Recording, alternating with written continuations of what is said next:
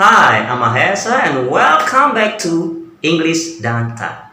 Now this time, in my second video, I'm gonna share to you about the next important thing, the next basic thing to succeed learning English, to be able to speak English well and fluently. But before we continue, please click like and don't forget subscribe. Now, 1, 2, 3. Very good. Thank you very much. Let's continue. The second basic thing, the important thing to be able to speak English well and fluently is still about mindset. Yes, mindset is very important for you. I'm telling you this.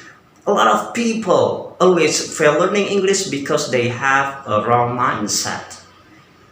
Yeah, we're talking about another wrong mindset. What is it?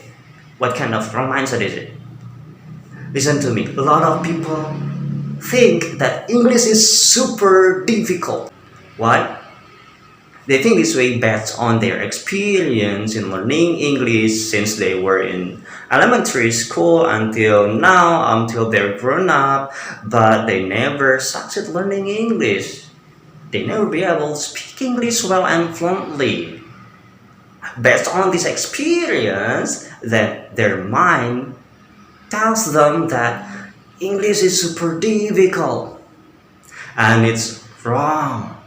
It's totally wrong, man. I'm telling you.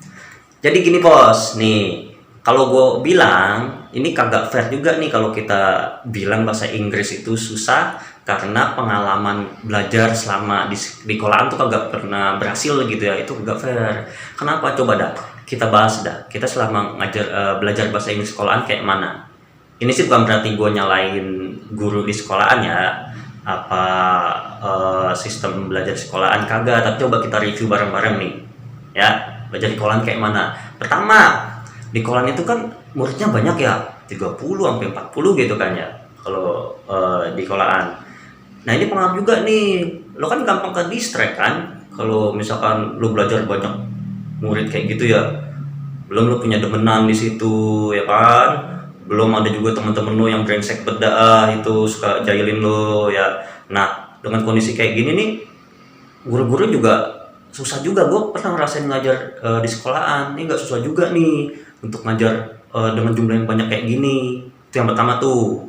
Nah yang kedua, selama lo belajar bahasa Inggris di sekolahan kan gurunya ganti-ganti ya, benar nggak? Nggak mungkin lo dari SD kelas 1 sampai kelas 6 dia aja, nanti SMP dia lagi, kan kagak begitu, ganti-ganti kan. Nah misalkan lo udah suka nih sama satu guru nih, lo demen nih cara ngajarnya enak banget nih guru ya, nah tapi pas tiba-tiba lo naik kelas lo harus ganti guru lagi, sedangkan gaya ngajarnya beda lagi, kan beda-beda guru. Ada yang demenannya datang ke kelas terus dia ngasih tugas dia nyemolor ya, ada juga guru yang demenannya cerita gak tahu cerita apaan ya kan, lah kagak belajar itu. Ada juga macam-macam lah ya kan, macam-macam guru modelnya.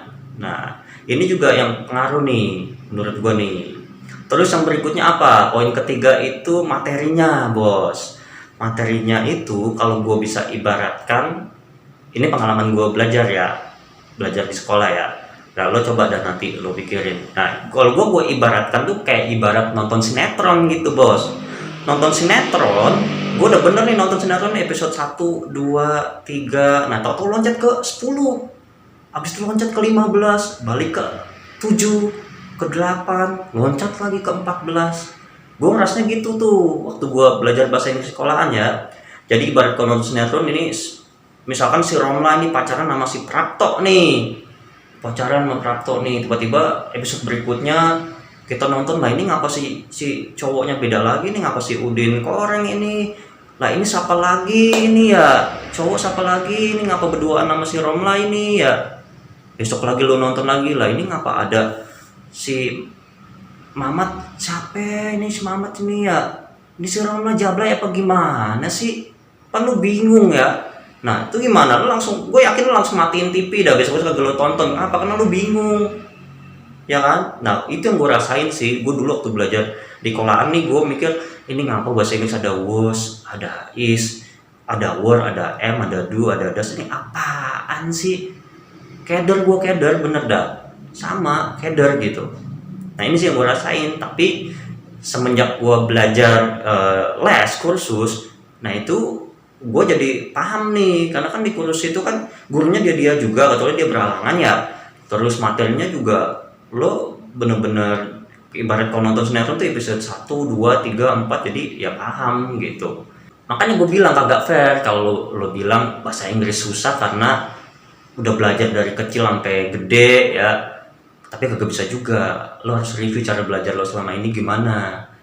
Jadi kesimpulannya, bukan karena bahasa Inggris susah, tapi karena lo belum nemu metode yang tepat sama guru yang tepat gitu ya. Jadi saran gue nih, hilangin dulu mindset bahasa Inggris susah karena gue dari kecil belajar sampai sekarang gak bisa-bisa. Bukan gitu.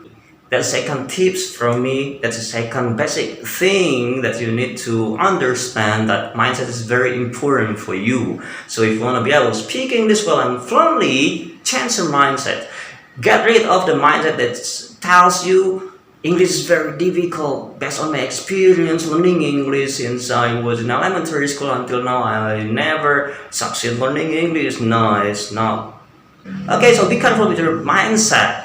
And see you next time on my next video about another tips how to be able to speak English fluently, especially for you Indonesian people. See ya. Danta bet Danta.